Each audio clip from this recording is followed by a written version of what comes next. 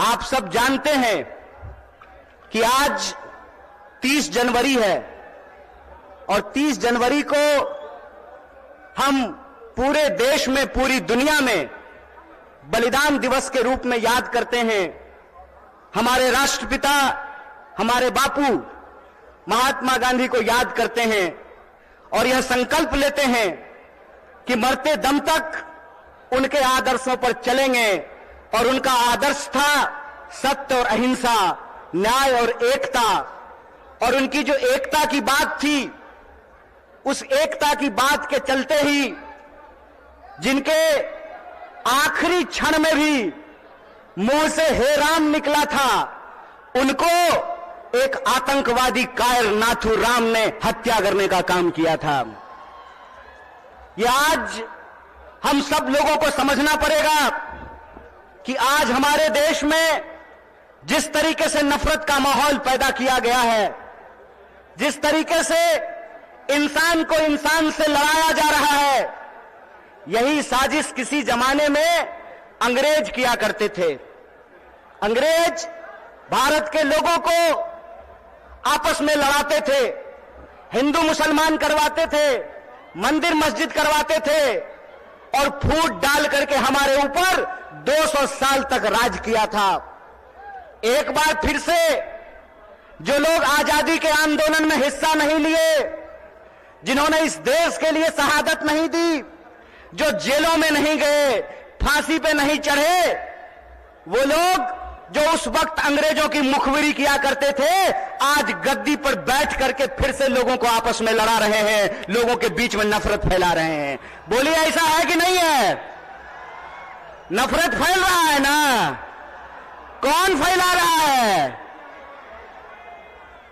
नहीं नहीं नहीं, मोदी अकेले उसमें शामिल नहीं है, उसके साथ वो सब लोग शामिल हैं जो आज समाज को बांटने का काम करते हैं, समाज को आपस में लड़ाने का काम करते हैं। वो सब लोग इसमें शामिल हैं। तो आप सब लोगों से मैं ये आग्रह करना चाहता हूं, आप सब जानते हैं कि कांग्रेस पार्टी ने, भारतीय राष्ट्रीय कांग्रेस ने अंग्रेजों से लड़ करके इस देश को आजादी दिलाई। आजादी दिलाई कि नहीं दिलाई? देश आजाद है ना? कौन आजाद कराया देश को? कांग्रेस ने इस देश को आजाद कराया। और आज एक बार फिर से जब देश में नफरत फैल रही है, उस नफरत के खिलाफ हमारे नेता श्री राहुल गांधी ने कन्याकुमारी से लेकर के कश्मीर तक पैदल चले वो, और उन्होंने कहा कि डरने की जरूरत नहीं है, डरो मत। इस समाज के भीतर जो न्याय है, लोगों का जो हक है, उसके लिए आपको संघर्ष करना पड़ेगा, उसके लिए आपको लड़ाई करनी पड़ेगी। राहुल जी ने कहा कि अगर देश में नफरत फैल रही है तो हमको मोहब्बत की आवाज को बुलंद करना पड़ेगा। और कन्याकुमारी से लेकर के कश्मीर तक उन्होंने भारत जोड़ो यात्रा की, भारत जोड़ो पद यात्रा की। जब भारत जोड़ो पद यात्रा हो गई, तब यह प्रश्न हमारे सामने था कि कौन सी ऐसी चीजें हैं जिससे यह देश ताकतवर बनेगा, इस देश को शक्ति मिलेगी। और यह जो आजकल रोजगार विहीन समझते हैं ना? रोजगार विहीन का मतलब यह है कि गृह मंत्री का बेटा बीसीसीआई का सेक्रेटरी बन जाएगा और आपके बाल बच्चा को कुछ नहीं मिलेगा। समझते हैं ना रोजगार विहीन विकास का मतलब? यह जो रोजगार विहीन विकास है, इस रोजगार विहीन विकास में इस देश के जो आम आवाम हैं, उनके बच्चों का, उनके जीवन यापन का मुद्दा कैसे हल होगा? इसीलिए यह बात कांग्रेस पार्टी ने उठाई कि समाज के हर तबके को भागीदारी देना पड़ेगा। और भागीदारी देने के लिए यह जरूरी है कि हमको देखना पड़ेगा कि समाज की रीढ़ किनको माना जाता है, देश का रीढ़ किसको माना जाता है। आप सब जानते हैं कि भारत दुनिया का सबसे युवा राष्ट्र है। भारत सबसे युवा राष्ट्र है लेकिन इस देश के युवाओं के साथ अभी यह हो रहा है कि आप पढ़ाई करते हैं, दिन रात तैयारी करते हैं, लेकिन जब नौकरी की बारी आती है तो नौकरी नहीं मिलता है। जब एग्जाम होता है तो प्रश्न पत्र लीक हो जाता है और पैसा लेकर के, घूस लेकर के सीट बेच दिया जाता है। बोलिए, युवाओं के साथ बेईमानी हो रही है कि नहीं हो रही है? चूंकि हमारे माँ बाप किसान हैं, चूंकि हमारे माँ बाप शिक्षक हैं, हमारे माँ बाप साधारण परिवार के लोग हैं, साधारण इनकम के लोग हैं, तो हमारे भविष्य के बारे में कोई नहीं सोचता है। बताइए, नेता का बेटा नेता बनेगा, मंत्री का बेटा मंत्री बनेगा, डीएम साहब का बेटा डीएम बनेगा, डॉक्टर साहब का बेटा डॉक्टर बनेगा, लेकिन किसान का बच्चा किसान नहीं बनना चाहता है। बोलिए, किसान का बच्चा किसान बनना चाहता है? क्यों नहीं बनना चाहता है? इसलिए नहीं बनना चाहता है कि इस देश की हकीकत यह है कि हर घंटे 2 किसान आत्महत्या करते हैं, हर घंटे एक नौजवान आत्महत्या करता है, हर मिनट किसी महिला के साथ कोई ना कोई अपराध होता है। आए दिन हमको यह सुनने को मिलता है कि जो शोषित पीड़ित वर्ग के लोग हैं उनके ऊपर लगातार हमले होते हैं, उनका अधिकार छीना जाता है। देश की इस परिस्थिति को देखते हुए, जब बेरोजगारी 45 साल में सबसे ज्यादा है, महंगाई आसमान छू रहा है। आप लोगों को याद था ना, पहले पेट्रोल कितना में मिलता था? पहले पेट्रोल कितना में मिलता था? 50 रुपया में। अब कितना में मिलता है? 100 रुपया में। महंगाई बढ़ी है कि नहीं बढ़ी है? सरसों का तेल पहले कितना में मिलता था? 80 रुपए किलो। अब कैसे मिलता है? 200 रुपये किलो। बोलिए, महंगाई बढ़ी है कि नहीं बढ़ी है? जिस तरह से महंगाई बढ़ रही है, किसानों की आत्महत्या हो रही है, जवानों की आत्महत्या हो रही है, महिलाओं के ऊपर अत्याचार हो रहा है, बेकारी 45 साल में सबसे ज्यादा है, तब इस देश के नौजवानों को, बिहार के नौजवानों को यह सोचना पड़ेगा कि उनका भविष्य क्या है। आप सोचिए कि अगर इस देश के नेता चाहते हैं कि उनके बाल बच्चों का भविष्य बना रहे, तो इस देश के किसानों को, इस देश के गरीबों को भी यह सोचना पड़ेगा कि उनके बाल बच्चों का भविष्य कैसे बना रहेगा।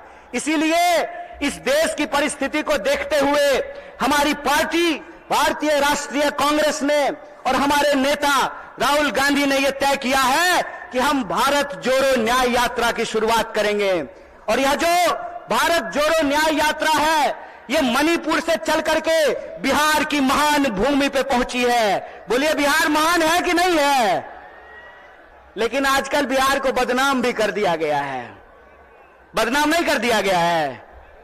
आज हमको मीडिया के एक साथी पूछ रहे थे कि नीतीश जी आपको छोड़ करके चले गए, इस पर आप क्या कहना चाहते हैं?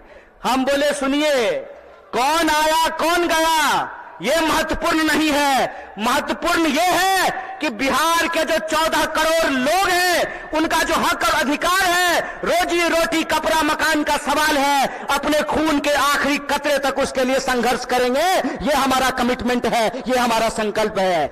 किसी के आने जाने की बात नहीं है, बात है लोगों के हक और अधिकार की, बात है लोगों के लिए न्याय की।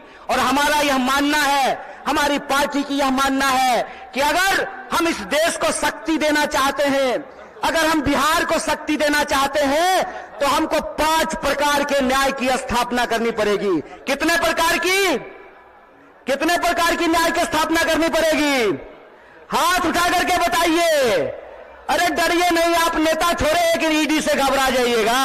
आप तो आम जनता है, आपको क्या फर्क पड़ता है? 5 प्रकार के न्याय की जरूरत पड़ेगी। कितने प्रकार की?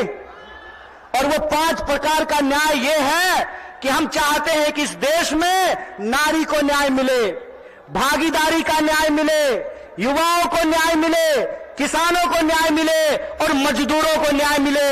बोलिए, आपको ये 5 न्याय चाहिए कि नहीं चाहिए? सब लोगों को चाहिए। अगर सब लोग यह 5 प्रकार का न्याय चाहते हैं, तो हम आपसे एक अपील करना चाहते हैं। एक बात जान लीजिए, इस देश में कुछ भी इस देश के आम लोगों को कुछ भी बिना संघर्ष के नहीं मिला है। हमारी आजादी के लिए भी लोगों को अपनी जान गंवानी पड़ी। बिहार के लोग जानते हैं कि अपने हक और अधिकार के लिए संघर्ष करना पड़ता है।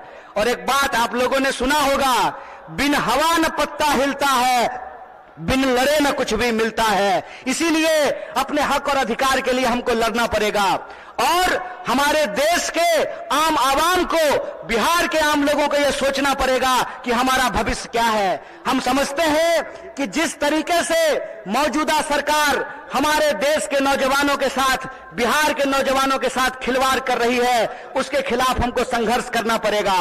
आप सब सोच करके बताइए, अग्निवीर लाई सरकार और अग्निवीर में सरकार ने कहा कि 4 साल के लिए नौकरी देंगे। क्या सिपाही जी, 4 साल के लिए आपको नौकरी मिलेगा, लीजिएगा 4 साल का नौकरी।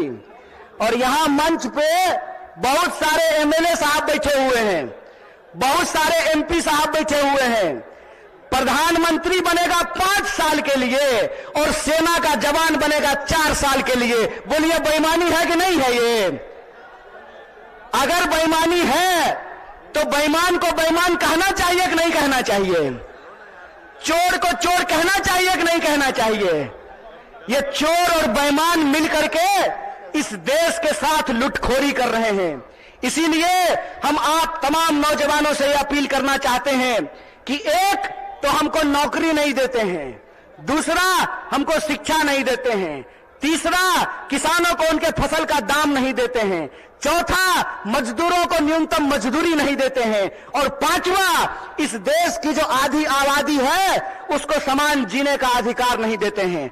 मैं पूछना चाहता हूं, डॉक्टर बाबा साहब भीमराव अंबेडकर ने संविधान बनाया, कांग्रेस पार्टी ने संविधान बनाया, और उस संविधान की ताकत यह है कि डीजीपी का वोट एक होता है ना? क्या बोलिए ना सिपाही जी, घबराइए नहीं, डरिए नहीं। डीजीपी का वोट एक होता है ना, और आपका भी वोट एक होता है, मुख्यमंत्री का भी वोट एक होता है, और रिक्शा चलाने वाले का भी वोट एक होता है, जूता सिलने वाले का भी वोट एक होता है। यह जो वोट का अधिकार है, इस वोट के अधिकार का हमको इस्तेमाल करना पड़ेगा। अगर वो हमारे वोट का इस्तेमाल कर रहे हैं अपने बच्चों का भविष्य बनाने के लिए, तो आपको अपने वोट का अधिकार का इस्तेमाल करना पड़ेगा अपने बच्चों का भविष्य बनाने के लिए। और आपको इस सवाल का जवाब इस देश की हुक्मरान से पूछना पड़ेगा कि आप एमपी बनिएगा 5 साल के लिए, आप मिनिस्टर बनिएगा 5 साल के लिए, आप प्रधानमंत्री बनिएगा 5 साल के लिए, और हमको सेना में देखिएगा 4 साल का नौकरी। यह नौकरी हमको बर्दाश्त नहीं है। हमको आपको परमानेंट नौकरी देना पड़ेगा, ठेके की नौकरी बंद करनी पड़ेगी। और जिसको परमानेंट नौकरी मिला हुआ है, जिसको परमानेंट नौकरी मिला हुआ है, अगर नेताओं को पेंशन मिल सकता है तो आपको शिक्षकों को भी पेंशन देना पड़ेगा, आपको सरकारी नौकरियों में भी काम करने वाले लोगों को पेंशन देना पड़ेगा। अगर इस देश के पूंजीपतियों का 12 लाख करोड़ कर्जा माफ किया जा सकता है तो आपको किसानों का कर्जा माफ करना पड़ेगा, उनके फसल का पूरा दाम देना पड़ेगा। अगर इस देश में सबको न्यूनतम मजदूरी मिल सकती है तो हम कहते हैं कि मजदूरों को भी न्यूनतम मजदूरी देना पड़ेगा। रोज बरोज नया जो है ड्रामा गढ़ करके लोगों का अधिकार ये छीन रहे हैं। आप लोग वो जादूगरी देखे हैं ना, कि जादूगर इधर से कहेगा गिली गिली पम पम छू और पॉकेट से कबूतर निकाल देगा। टीवी आजकल हमारे साथ वही कर रही है। जब भी आप टीवी खोल करके देखिएगा, आपके मुद्दे गायब कर दिए गए हैं। सुबह से लेकर के शाम तक बहस चलेगी, कौन शपथ ले रहा है, कौन शपथ नहीं ले रहा है। सुबह से लेकर के शाम तक लोगों के मुद्दों को भटका करके, और आम लोगों का जो बुनियादी सवाल है, रोजी का सवाल, रोजगार का सवाल, रोटी का सवाल, कपड़ा का सवाल, मकान का सवाल, इन सवालों को गुमराह किया जाता है। इसीलिए हम पूर्णिया के आम लोगों को और बिहार के आम लोगों को एक अपील करना चाहते हैं। हम जानते हैं कि बिना लड़ाई के कुछ नहीं मिलता है, तो हमको अपने न्याय के लिए और अपने आने वाली पीढ़ी के न्याय के लिए संघर्ष करना पड़ेगा। बोलिए, आप इसके लिए तैयार हैं? न्याय करेंगे अपने साथ, अपने आने वाली पीढ़ी के साथ। तो आखिरी बात बोल करके अपनी बात को मैं खत्म करूंगा। मैं पहली बार रंगभूमि मैदान में नहीं आया हूं। ये तीसरी बार है जो मैं रंगभूमि मैदान में आप तमाम लोगों के बीच में आया हूं। मंच अलग है, लोग अलग हैं, लेकिन मुद्दा वही है।